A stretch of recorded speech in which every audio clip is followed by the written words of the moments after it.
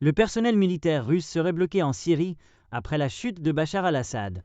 La Russie n'a pas pu ou n'a pas voulu fournir un soutien militaire pour maintenir Assad au pouvoir, comme elle l'a fait en 2016, lorsque son intervention en Syrie lui a permis de défendre des actifs militaires importants, comme la base navale dans la ville portuaire de Tartou.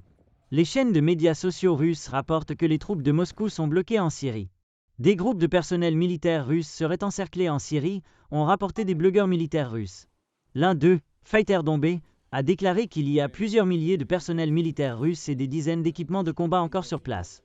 Il y a de nombreuses unités différentes avec leurs armes, divisées en plusieurs groupes, a ajouté le poste, notant la présence de la Russie à la base navale de Tartou et à la base aérienne de Khmemim, au sud-est de l'Latakié.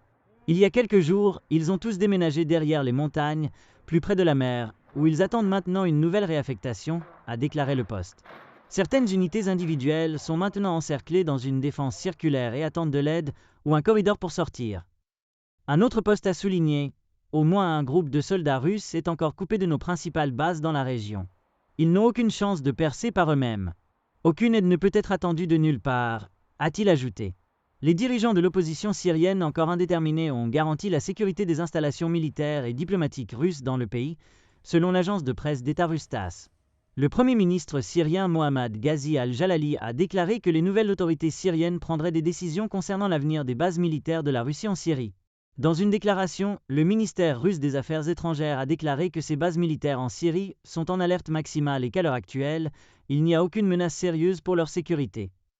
Des images satellites de samedi ont montré 3 avions russes, un Ilyushin Il-76 et un avion de transport militaire Antonov en 124 à la base aérienne de Khmemim, peut-être pour évacuer des actifs militaires du pays.